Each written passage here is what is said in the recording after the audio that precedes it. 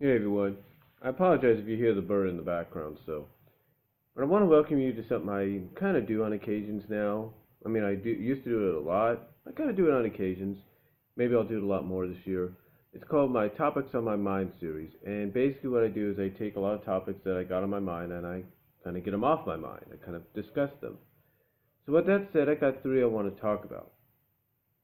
First of all, the first topic is the Super Bowl. Same person has another topic. I'm going to ask me about another topic I'm going to talk about as well. He asked me if I'm going to watch the Super Bowl this year. And the answer is yes, I am going to watch it, but I'm also going to record it. You see, I record the Super Bowl. I've been recording the Super Bowl almost every year now, either through VHS or in this case DVD recordings.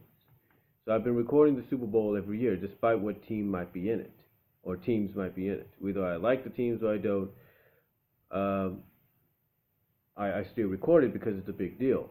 And yes, this year, in case anybody wants to know, I am going to be cheering for the Patriots. Now I'll get to them in a second, because I know you might be wondering why I'm going to cheer for them. Well, first of all, to let you know why I'm going to cheer for them, they're going up against Seattle. And nothing against Seattle, they're a good team, but when you have a sudden budding rivalry with my team, the 49ers, you become public enemy number one. And whatever team you go against in the Super Bowl, should you get there, the 49er fans are going to cheer for that team to beat you. Get what I'm saying? So, it's kind of like if you have the rivalries of Dallas and Washington or Dallas and New York. You know, if Dallas goes to the Super Bowl and you're a New York Giant fan or you're a Washington Redskin fan or even a Philadelphia Eagle fan and the Cowboys are in the Super Bowl and let's say they face someone like New England, you're going to want to go with New England because you don't like the Cowboys. End of story. That's just my opinion though. But anyway, getting back to the topic, yes, I am going to watch it, but like I said, I'm also going to record it on a timer. You see, my DVD recorder has a timing recorder, so what I'll do is I'll probably record the game as we get closer to it. But the reason I'll be doing a time recording on it is because I'll be elsewhere. You see, my family is my sister, my second oldest sister, is having a going away party for my 19-year-old nephew. See, my 19-year-old nephew is going to be fulfilling his dream of going into the service. He'll be going into the Navy within a week or so. A week from this upcoming week, I should say. I think it's a week from this Wednesday.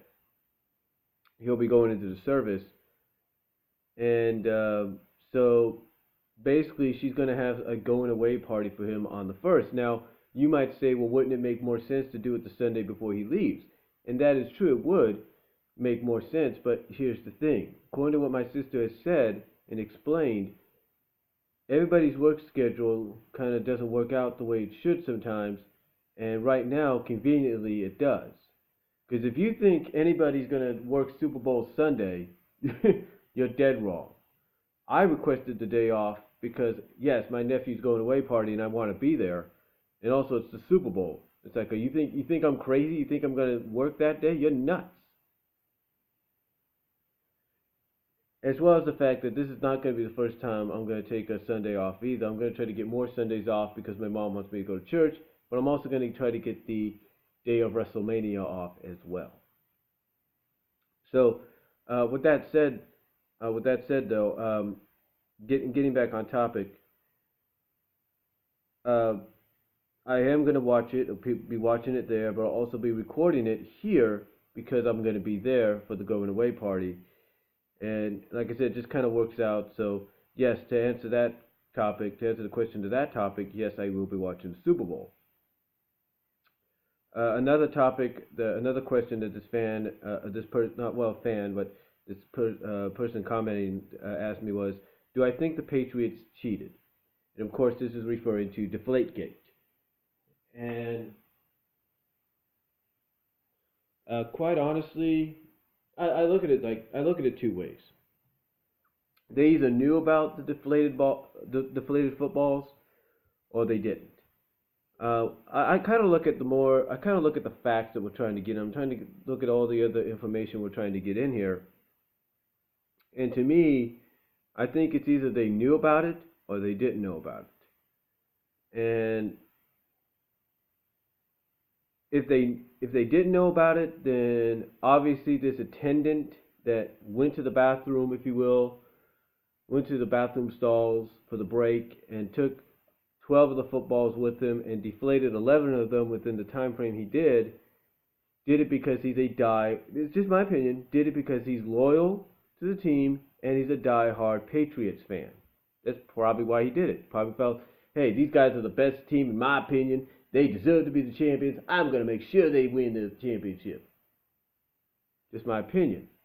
Not saying that was the reason, but you got to think logically. Why else would somebody do that? Either because of the loyalty to the team, and maybe because of the fact that they're a diehard Patriots fan. Even besides that. Now, if they didn't know, I wouldn't put a lot of blame on them. I'd put my blame on the attendant. I would say, look, I know you're a fan. I know you're loyal to the team. Heck, I know probably besides being loyal to the team as the ball attendant, that you're also probably mostly a Patriots fan through and through. But you gotta play. But you cannot do this because it makes your team look bad. It makes the team you're supporting and you're for looking bad. Looking bad. Yeah, looking bad. Whatever.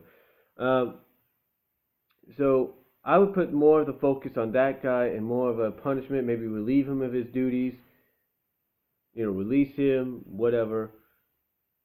But I would mainly put the focus on him if the Patriots didn't know.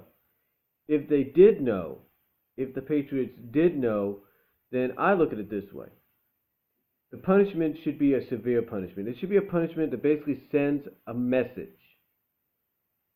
A message that the NFL is not going to tolerate this anymore. And the message I think that needs to be sent is not fining them an X amount of dollars. No. It's not taking away a certain number of draft picks. No. It's either two things. Two things that I know will make an impact. One, you take away one of their seasons, if not a few of their seasons, take away all the victories from one or a few of those seasons, take away all the victories, including playoff and Super Bowl victories, take those all away for maybe one season or a few seasons, whatever, make it null and void, and basically say it never happened. Thus, sending a statement and a message that this is not going to be tolerated. Even take away all the awards that your players won, to send, basically, like I said, to send the message that this is not going to be tolerated anymore. That if you're going to play the game, you play it fair and square, and even if you go up against a team that, even if you do blow them out, the way the Patriots did the Colts, that still you have to play it right. You got to play it fair and square. And even if that team doesn't get blown out and they find a way to make it very close with you, you still play it fair and square. You don't, you don't try to get these cheap advantages that's going to cost you in the end. It's going to put you and your franchise and even the organization your franchise is part of in a bad light. You don't do that. So that should be one thing they should do. The other one, which some people might say is more relative and more realistic and more possible, and because I'm sure they're not saying that taking away all the victories from previous seasons, including playoff and Super Bowl victories, isn't possible or realistic. It is. But the other more sensible one than that, because people will argue, well, they did win the Super Bowl fair and square. They did do this. They did do that. Yeah, that's true. That might be true. But on the other hand, what they could do is do exactly what college football did, what the NCAA did to, I think, Penn State. Okay, I think it was Penn State or Ohio State. One of the two. And that is take away the eligibility for playoffs in the Super Bowl. When it was, who was it? Ohio State, I think. I think it was Ohio State or Penn State, one of them. I think it was Ohio State. I think it was. I'm not sure. Correct me if I'm wrong. But when they got in trouble for what they did, for 1 year or so, they had they had the eligibility to make the college football postseason, the bowl season. They had that taken away from them. They became ineligible. They were put on probation, basically meaning they couldn't even get into the bowl season, even if they had an undefeated record, which they did.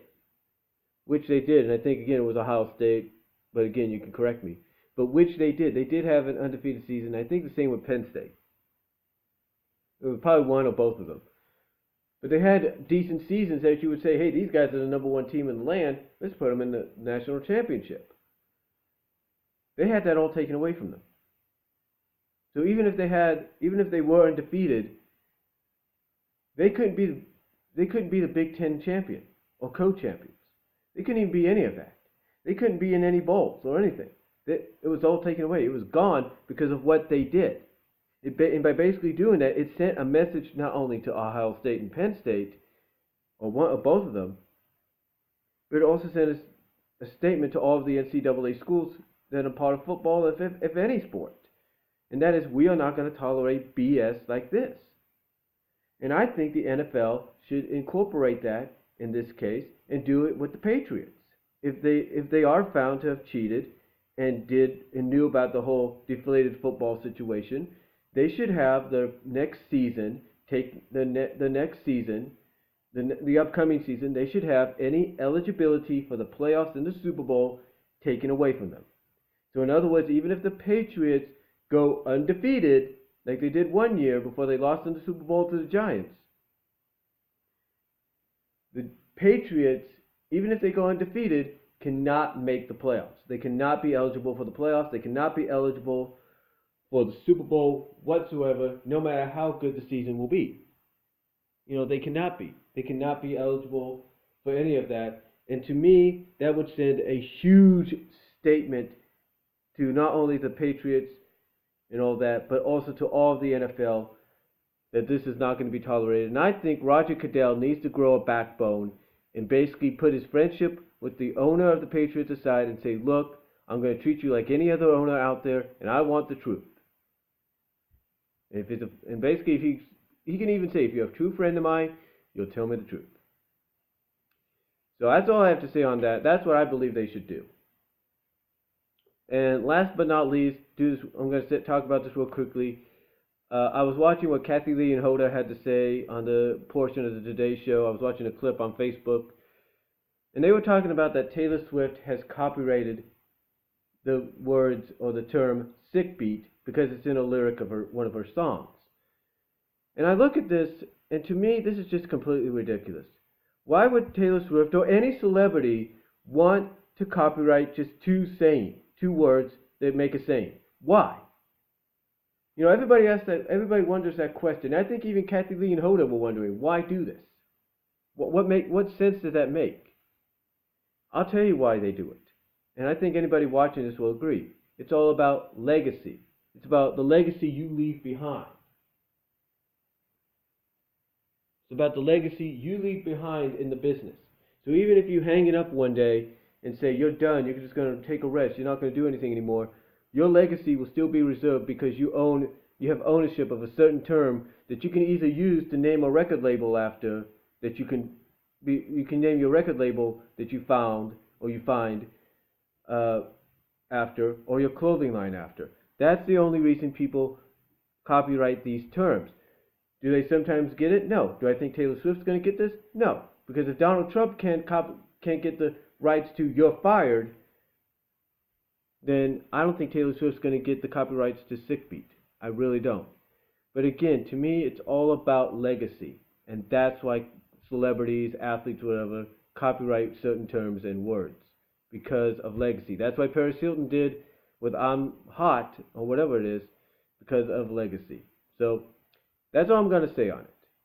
And you guys let me know what you guys think about this video. Let me know if you agree or not with the topics and what my opinions are with them. And I'll talk to you all later. Thank you all for watching.